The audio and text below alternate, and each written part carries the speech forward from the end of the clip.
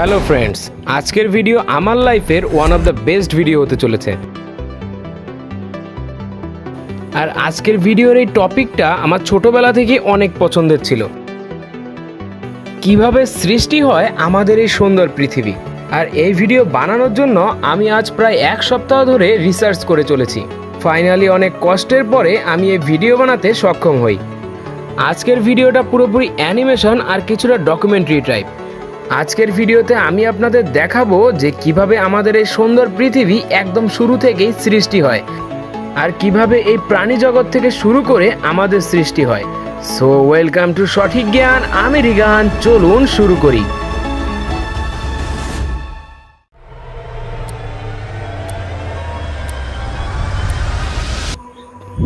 প্রায় 500 কোটি বছরেরও আগে আমাদের মিল্কি ওয়ে গ্যালাক্সি সংঘর্ষিত হয় পাশের একটি ড্রাফট গ্যালাক্সির সাথে।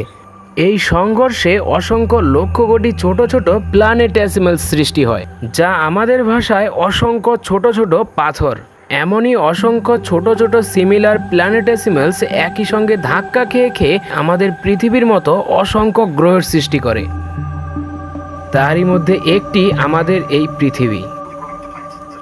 এভাবে আমাদের মিল্কি ওয়ে গ্যালাক্সিতে অসংখ্য ছোট ছোট গ্রহ লক্ষ্য করা যায়। কিন্তু একদিন মঙ্গল গ্রহের আকারের অন্য একটি গ্রহ পৃথিবীর সাথে সংঘর্ষিত হয়। সেখানে সেই পাথরের কিছু অংশ ধ্বংস হয়ে যায় আর বাকি অংশ পৃথিবীর রেডিয়াসের মধ্যে চলে আসে। এই জায়েন্ট ইম্প্যাক্টের কারণেই সৃষ্টি হয় আমাদের চাঁদ, যা পৃথিবীর সাথে ধাক্কা খাওয়ার পরেই সৃষ্টি হয়। আর আমাদের এই সুন্দর পৃথিবী আর চাঁদের সম্পর্ক ওই দিনই সৃষ্টি হয়। তখন পৃথিবী ছিল শুধুমাত্র একটি বড় আগুনের গোলা, যেখানে ছোট ছোট অসংখ্য পাথর পৃথিবী সহ আরও বাকি গ্রহকে বারবারই আঘাত করছিল। আর এই ছোট ছোট পাথরের আঘাত পৃথিবীর অ্যাটমসফিয়ারে পরিবর্তন আনার চেষ্টা করে। যদি ওই সময় আমরা পৃথিবীর ভেতর দেখার চেষ্টা করি, তাহলে দেখা যাবে ভূমধ্যে H2O অর্থাৎ পানি এবং CO2 অর্থাৎ কার্বন ডাইঅক্সাইডের সৃষ্টি হচ্ছে, যা ছিল পৃথিবীর আবহাওয়া সৃষ্টির প্রথম ধাপ।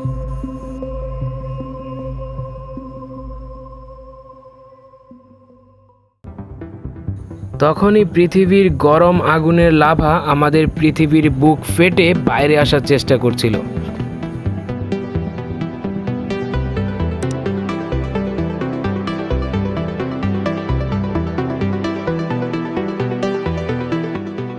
যা থেকে পৃথিবীর বাইরের জল পৃথিবীর ভূগর্ভে ঢুকছিল। আর পৃথিবীর ভূমি গরম আগুনের লাভা হিসেবে উপরে উঠছিল।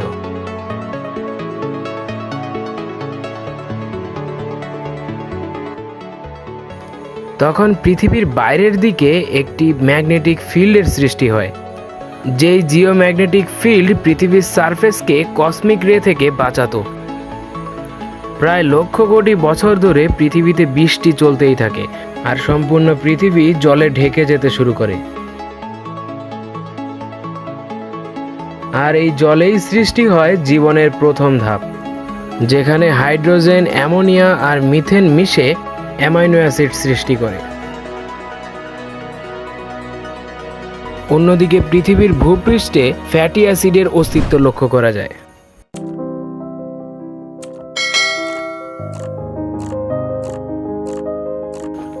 যেখানে অসংখ্য ফ্যাটি অ্যাসিডস একসাথে মিশে প্রোটোলাইফ মলিকিউলস সৃষ্টি করে। আর এটিই ছিল জীবন সৃষ্টির প্রথম শুরু। পরবর্তীতে এই মলিকিউলসের মধ্যে আরএনএ প্রবেশ করে।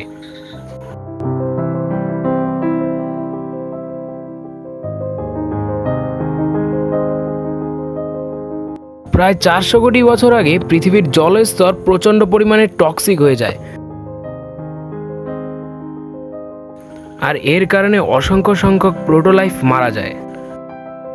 শুধুমাত্র কিছু সংখ্যক প্রোটোলাইফই বাঁচতে পারে, যারা পরিবেশের সঙ্গে লড়াই করে জিততে পেরেছিল। পরবর্তীতে অসংখ্য এককোষী জীব একসাথে মিশে বহুকোষী জীবের সৃষ্টি করে, যাদের মধ্যে ডিএনএর অস্তিত্ব লক্ষ্য করা যায়। ডিএনএ, যা এক প্রজন্ম থেকে অন্য প্রজন্মে বংশগতির ধারক হিসাবে কাজ করে। আর এই ডেভেলপমেন্টের কারণে সৃষ্টি হয় সায়ানোব্যাকটেরিয়ার। সায়ানোব্যাকটেরিয়া, যা পরিবেশে অক্সিজেন সৃষ্টি করতে পারত। আর এই ব্যাকটেরিয়ার থেকেই পরিবেশে সবার প্রথমে অক্সিজেনের আসা শুরু হয়। এমন সময় আমাদের মিল্কি ওয়ে গ্যালাক্সি আর তারই পাশের গ্যালাক্সির সাথে সংঘর্ষের কারণে আবারও কসমিক রের সৃষ্টি হয়, যা পৃথিবীর তাপমাত্রাকে সম্পূর্ণভাবে ঠান্ডা করে ফেলে। আর এই সুপারনোভা এক্সপ্লোশনের কারণেই আমাদের পৃথিবীতে মেঘের সৃষ্টি হয়। এভাবে ধীরে ধীরে আমাদের পৃথিবী তৈরি হয় জীবনের বসবাসের যোগ্য স্থান হিসেবে। আর এখন আমাদের এককোষী জীব অক্সিজেন নিতে সক্ষম।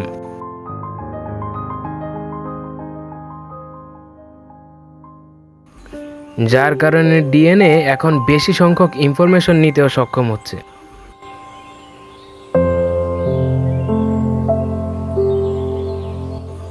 এখন আমাদের ভূপৃষ্ঠে যে সায়ানোব্যাকটেরিয়া ছিল তারা সবাই অক্সিজেন ত্যাগ করত, যা আমাদের বায়ুমণ্ডলের অক্সিজেনের চাহিদা পূরণ করে। অন্যদিকে বারবার লক্ষ কোটি বছর পর পর হওয়া সুপারনোভা এক্সপ্লোশন আমাদের পৃথিবীকে একবার বরফে ঢেকে ফেলে তো আবার বরফ গলিয়ে ফেলে। এভাবে কয়েকশো লক্ষবার সুপারনোভা এক্সপ্লোশন হওয়ার পর আমাদের পৃথিবীর ভূপৃষ্ঠে উদ্ভিদের সৃষ্টি হয়।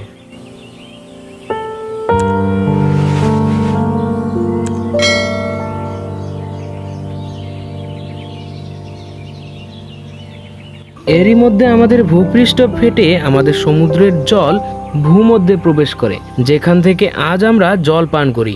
আর অন্যদিকে আমাদের ভূপৃষ্ঠ আরো উপরে উঠতে থাকে।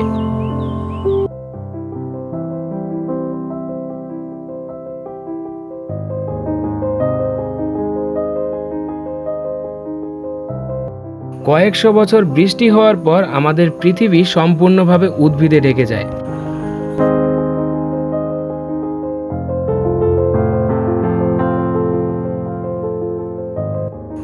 এবার সমুদ্রের গভীরে কিছু চলতে সক্ষম এমন জীবের অস্তিত্ব দেখা যায়। এটি ছিল তাদেরই মধ্যে একটি।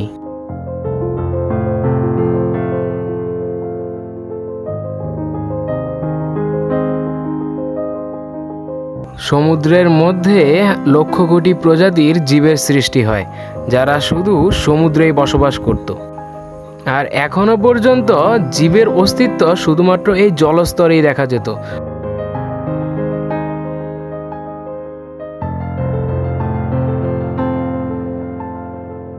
এখনো পর্যন্ত মাটির উপরে কোনো জীবের অস্তিত্বই ছিল না।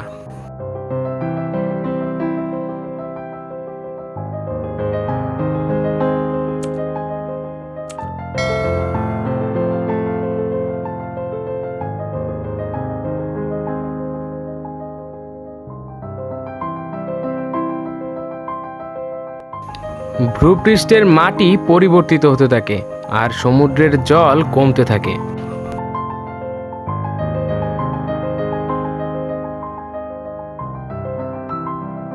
চলুন এবার দেখি জল থেকে মাটিতে ওঠার প্রাণীদের ইভলিউশন।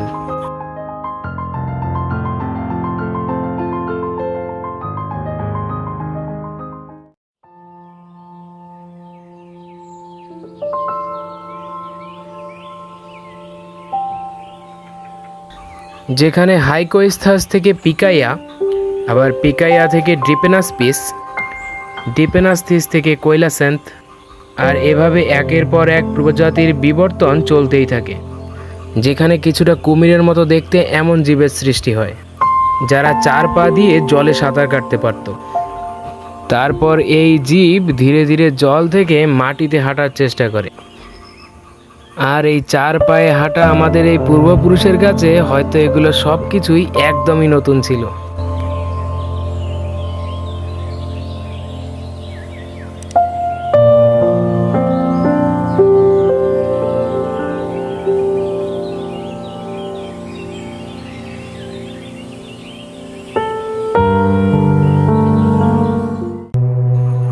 এরই মধ্যে আমাদের সোলার সিস্টেম নেবুলার মধ্যে দিয়ে অতিক্রম করছিল, আর তখন আমাদের পৃথিবী অসংখ্য কসমিক রের সম্মুখীন হয়, যেই কসমিক রে আমাদের পৃথিবীকে আবার বরফে ঢেকে দেয়।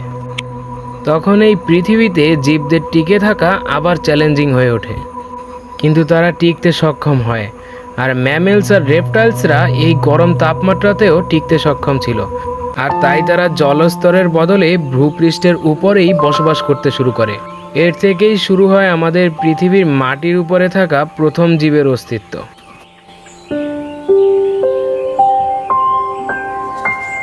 আর যখনই পৃথিবীতে ডাইনোসরের অস্তিত্ব লক্ষ্য করা যায়, এটি ছিল রেপটাইলসদের জন্য একটি গোল্ডেন এজ। এরই মধ্যে এইচআইআর ম্যাগমার কারণে আমাদের পৃথিবী বারবার বিভক্ত হচ্ছিল, যার কারণে ডাইনোসরদের প্রজাতিরাও বারবার বিভক্ত হয়ে যাচ্ছিল। আর এতে বিভিন্ন প্রজাতির ডাইনোসরদের সৃষ্টিও লক্ষ্য করা যায়, যাতে এক প্রজাতির ডাইনোসর অন্য প্রজাতির থেকে একদম আলাদা ছিল।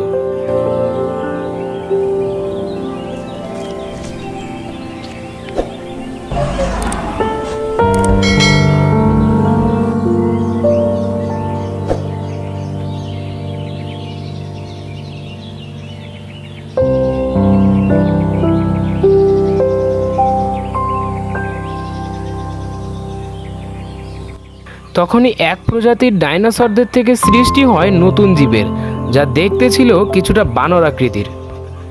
আর এটিই ছিল বানর জাতের সৃষ্টির শুরু, যারা সাউথ আমেরিকা, এশিয়া এবং ইন্ডিয়ান সাবকন্টিনেন্ট দখল করে নেয়।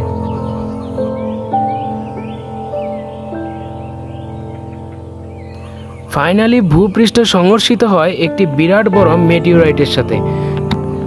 10 কিলোমিটারের দৈর্ঘ্য বিশিষ্ট এই মেটিওরাইট সম্পূর্ণ পৃথিবী থেকে ডাইনোসরদের অস্তিত্ব একদম শেষ করে দেয়। এটি ইতিহাসের জন্য একটি বিরাট বড় পরিবর্তন। ফাইনালি ডাইনোসররা এই পৃথিবী থেকে চিরকালের মতোই শেষ হয়ে যায়। তখন গুহার নিচে বেঁচে থাকতে পারত কিছু ইঁদুর আকৃতির রেপটাইলস আর কিছু অন্য প্রজাতির বানর, যারা পরবর্তীতে পৃথিবীর আবহাওয়ার পরিবর্তন হিসেবে নিজেদের পাল্টে নেয়। আর সৃষ্টি হয় বিভিন্ন প্রজাতির ভিন্ন ভিন্ন বানর। মানব জাতির মধ্যে কিছু অন্যরকম বৈশিষ্ট্য ছিল, যা তাদেরকে অন্য জীবদের থেকে আলাদা করে তুলত। আর তারাই ছিল সৃষ্টির সবচেয়ে সেরা জীব। তাদের ক্ষমতা ছিল ভাবার, অনুভূতি করার, কোনো কিছু মনে করার আর কোনো কিছু ইমাজিন করার। তাদের বুদ্ধি ধীরে ধীরে বাড়তেই থাকে, আর ধীরে ধীরে সৃষ্টি হয় আমাদের এই হিউম্যান সিভিলাইজেশন। তারা ধীরে ধীরে আফ্রিকা থেকে পৃথিবীর চারদিকে ছড়াতে শুরু করে। North America, south America, Asia, সব জায়গাতেই তাদের যোগাযোগ সৃষ্টি হয়। এভাবেই সৃষ্টি হয় পরিবহন ব্যবস্থা। প্রয়োজন পৃথিবীর সব মানুষকে একত্রিত করে তোলে। আর এত লম্বা ঘটনার পর আজ পৃথিবীতে মানব জাতির অস্তিত্ব। ভাবতেই অবাক লাগে, তাই না? কিভাবে পৃথিবীর সৃষ্টি হলো, কিভাবে জীবের সৃষ্টি হলো, আর আজ কিভাবে ইভলিউশনের কারণে আমরা পৃথিবীতে। যেখানে আমাদের এই সুন্দর পৃথিবীর এত কিছু শুরু হয় শুধুমাত্র একটি শূন্য থেকে। জানি না আপনি এই বিষয়ে কী ভাবেন, কিন্তু এই সব চিন্তা সবসময় আমার মাথায় ঘুরতে থাকে। আপনি যদি বর্তমান থেকে পৃথিবীর ভবিষ্যৎ পর্যন্ত কি হবে, আর পৃথিবীর ধ্বংস কিভাবে হবে, আর কিভাবেই বা এই সব কিছু ধ্বংস হয়ে যাবে, এই বিষয়ে ভিডিও চাইলে নিচে কমেন্ট করে অবশ্যই জানাবেন। আপনাদের চাহিদা অনুযায়ী আমি পৃথিবীর ধ্বংস নিয়েও একটি ভিডিও বানাতে পারবো। ভিডিওটি এই পর্যন্ত দেখার জন্য অনেক অনেক ধন্যবাদ। ভিডিওটি যদি আপনার ভালো লেগে থাকে তাহলে ছোট্ট একটি লাইক দিয়ে আমার মুখে হাসি আনতে পারেন। আর প্লিজ ভিডিওটি শেয়ার করুন আপনার বন্ধু এবং ফ্যামিলির কাছে। এমনই রহস্যময় এবং আকর্ষণীয় ভিডিও দেখার জন্য চ্যানেলটিকে সাবস্ক্রাইব করুন এবং পাশের বেল আইকনটি ক্লিক করুন। ধন্যবাদ আপনাকে।